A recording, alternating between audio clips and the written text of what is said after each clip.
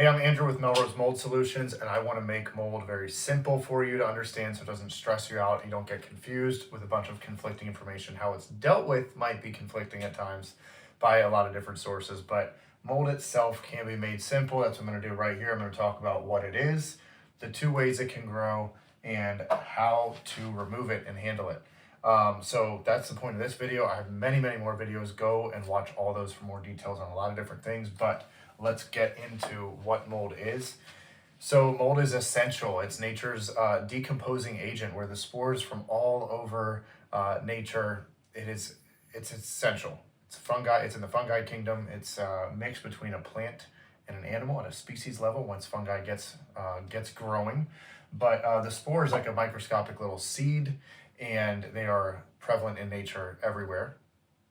The plants have pollen and spores and bacteria and all these chemicals and things that they are constantly living with in our ecology. So spores are everywhere, they're unavoidable. But when those spores land on materials that are able for it to grow into, mold's like a plant or a tree. So when it starts to kind of colonize on a surface, it's because it got moisture into the material and mixed with a spore. Okay, so that's how I want to conceptualize it. Okay, so we have the ground, we have a spore landing in, and then we have moisture, okay, dripping here, and then we have it starting to root. It's called mycelium, but it's really called a hyphae. Okay, and now it's here and it's starting to grow. It's like a plant or a tree. So now we have a colonized source. Okay, the spore, the material itself, the moisture. Mold can exist at the right temperature. It's not going to grow in the freezing temperatures or in crazy hot conditions, but the temperatures that we're all living in, it will live in as well. So it's a very easy science experiment based on what you know it is, like a plant or tree. That doesn't look like it now, but mold is like a plant or a tree. So be thinking that way on how it grows, okay? So the two ways it can grow is in a localized spot where the spore or spores, a bunch, can land on a surface. The material is ready or primed or conducive for that growth because of the moisture content, whether from outside, leak, humidity, buildup on a surface, whatever it may be. So the two ways it can grow is a localized spot where a leak happens, there's acute water damage under a sink, it gets trapped, it doesn't dry in time. That's the key.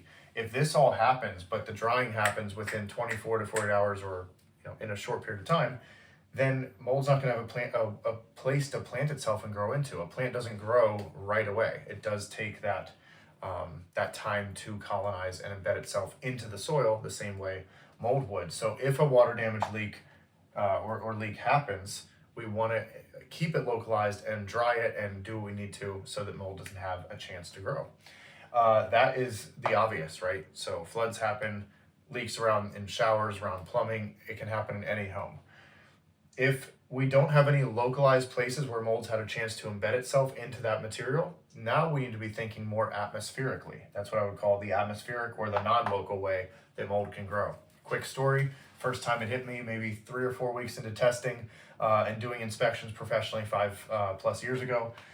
I got to an apartment that they called me in on. They said they had mold everywhere. So I got in there and they had turned their HVAC system off for like 7 to 10 days when they were out of town. Humidity spiked and they had white and green spots all over their house. It was behind picture frames. It was on couches. I'm like, what the heck happened? So it was an atmosphere, chronic humidity, trapped humidity, non-local issue. Non-local meaning it was spotting everywhere it could happen. So that was like a science experiment. If we do a really dark, tight environment, no airflow, no circulation, and we add a bunch of dust and carpets and materials, right? And the spores are already in there because there's no avoiding some spores everywhere at all times.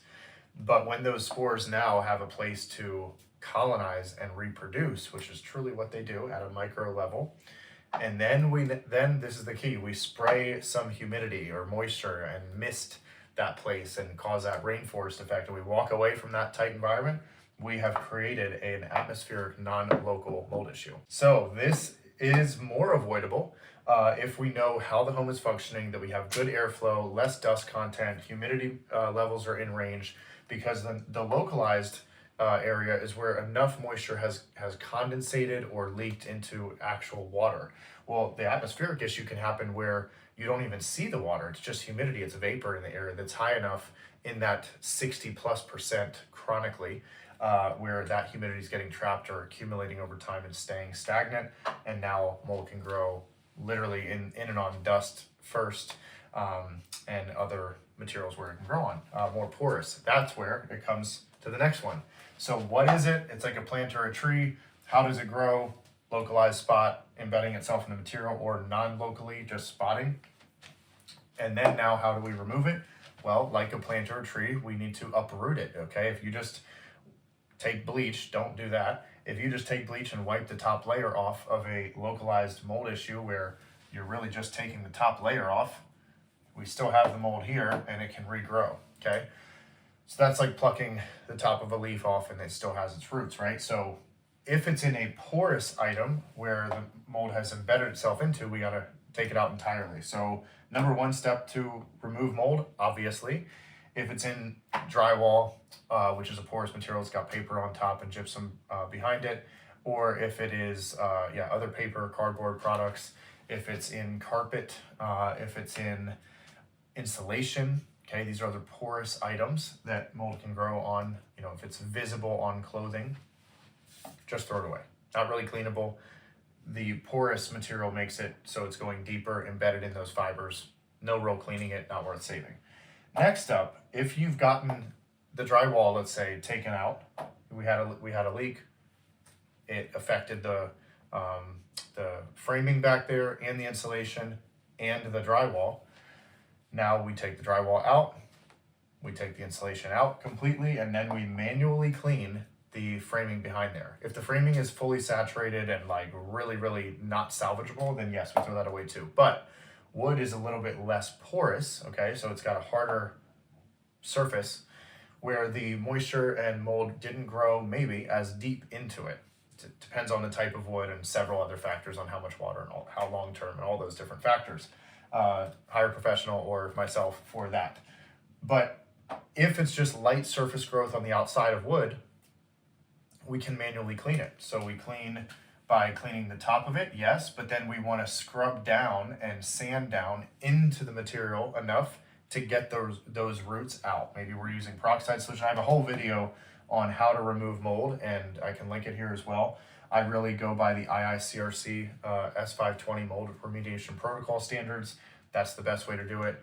After the heavy lifting is done of the removal, then we want to do a detail clean. And this is really key because that is, think of all the leaves or pine needles that if you were to drag an old Christmas tree out of the house, maybe the pine needles are left behind. So that's why we take it out, we manually clean kind of abrasively, aggressively to get into the material and clean it out. Maybe that's concrete material, we're scrubbing it, or wood material, we're scrubbing it out.